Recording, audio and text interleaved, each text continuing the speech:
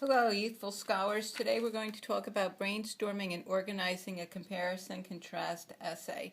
When you're selecting the two subjects that you want to compare and contrast, just make sure that they meet two basic requirements. One, they have some basic similarities, and two, they have enough differences to make the comparison-contrast significant. Once you've selected your two subjects, you have to figure out relevant features that you'll actually compare and contrast. What do I mean by relevant features? What I mean is features that are significant and important. So for example, if you were going to compare and contrast the TV show The Jersey Shore with the TV show The Real Housewives of New Jersey, relevant features might include setting, as well as socioeconomic status, as well as attitudes and behavior. Get crazy, get wild, let's party, get loud.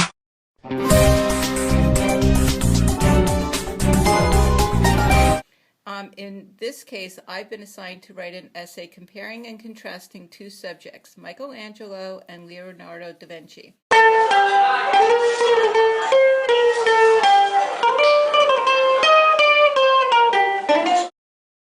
And I've come up with 6 different features that I would like to compare and contrast in this essay.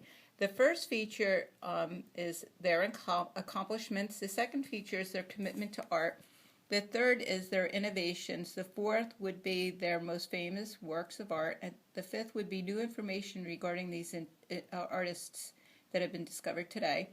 And the last would be why they're famous. And I've created a chart that lays out all the research that I've done involving these two subjects. In the far left-hand column of this chart, you'll see I've listed all 6 features. In the center column, I've listed all the research that I found regarding subject number 1, Michelangelo. And then finally, in the far right-hand column, I've listed all the research that I found regarding Leonardo. And again, you can see that the information addresses all 6 features. Now, I have to decide out of those 6 features, which ones do I want to write about, because I don't have to write about all 6. And I've decided, after some thoughtful consideration, that I can write a really good essay if I compare and contrast Michelangelo and Leonardo da Vinci on feature number 1, their accomplishments, feature 3, their innovations, and feature 4, their most famous pieces of artwork. So I've crossed out the other features that I don't want to discuss. Now, the next step is I have to actually decide how am I going to arrange my information now that I know the features that I want to discuss. And we will have to make an important decision before I begin writing. What method will I use to organize my information? There are 2 available methods to select from. One is called the block method, and the other is called the point-by-point method, also known as the feature-by-feature method. With the block method, you discuss all the features of one subject and then all the features of the second subject. When you use this method, you discuss the same features for the second subject as you do for the first subject. So for example, in the block method and my essay, I'm going to discuss Michelangelo, my first subject, first.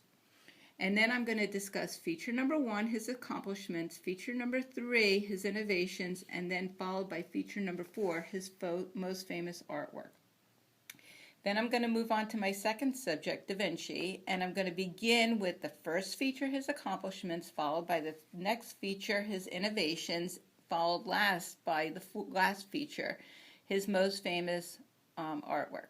So you'll see I block out my first subject, Michelangelo, and discuss all the features that I had selected. Then I move on to the second subject, and I discuss the same features in the same order. This is known as the block method. The other method I can use is called the point-by-point method, also known as the feature-by-feature method. And with this method, you discuss one feature and discuss within that first feature the first subject, Michelangelo, and then move on to the second subject, Leonardo da Vinci. Then you move on to the next feature you want to discuss, and again discuss the first subject and then the second subject. And lastly, you move on to the last feature that you want to discuss and discuss the subject, Michelangelo, the first subject, and then move on to the second subject, Leonardo da Vinci. That's called the feature, the point-by-point or the feature-by-feature method.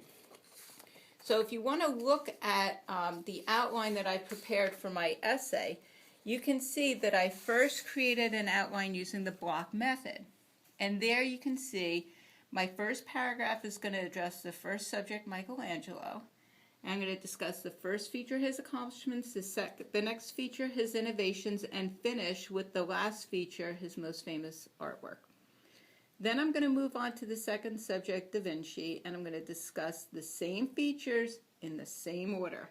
So I'll discuss the first feature, his accomplishments, followed by the next feature, his innovations, and finish with the last feature, his most famous work of art. However, I can also use the point-by-point method, also known as the feature-by-feature method. I can first discuss accomplishments of Michelangelo and then move on to the accomplishments of Leonardo da Vinci. Then in my next paragraph, I'll discuss innovations. And I'll begin with Michelangelo's innovations, followed by Leonardo's innovations. And lastly, I can discuss the last feature, their most famous artwork. And I will again begin with Michelangelo's artwork and follow it with Leonardo's artwork. Those are the two different outlines that I can prepare. One is the block method, the other is the point-by-point method. Okay, now that I think you understand the point-by-point method and the block method, I'm going to give you a practice problem. Assume for purposes today of practicing that I'm asking you to compare and contrast two famous people, Phyllis Wheatley and Jarena Lee. And you've already done your research and come up with relevant features. I know that we can compare and contrast these two women based on feature 1, their status at birth, feature 2, their accomplishments, feature 3, their knowledge, and feature 4, their purposes in life. And so again, I've created a chart that lays out first their features. In the center column, I have my first subject, Phyllis Wheatley, and all the research that I've done regarding these features. And then the last column to the right, I have my second subject, Jarena Lee, and again, all the research I've done, again, related to each of the 4 features. Once I have that chart done, I then have to move on to organizing my information using either the block method or the point-by-point method. In this case, I've laid out first the block method. And here I have my first subject, Phyllis Wheatley, and then I have my first feature, her status at birth, followed by information regarding the second feature, her accomplishments, followed by the third feature, her knowledge, and lastly, followed by the fourth feature, her purpose in life. Once I've discussed that in my essay in that order, I will move on to discuss my second subject, Jarena Lee. And again, I will discuss Jarena Lee in terms of the identical features in the identical order.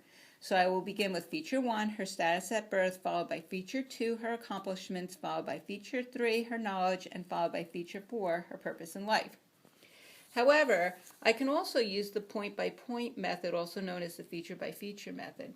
And in this method, I will discuss one feature of the first subject and then the same feature of the second subject.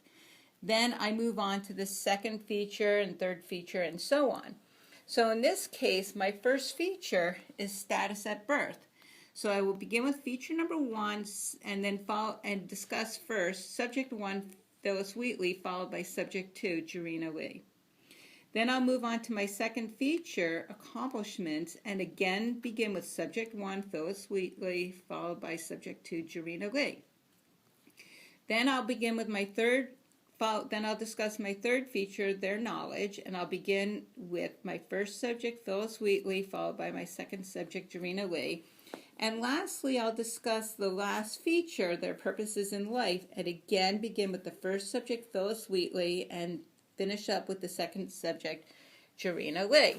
So I have two different methods of organizing my essay.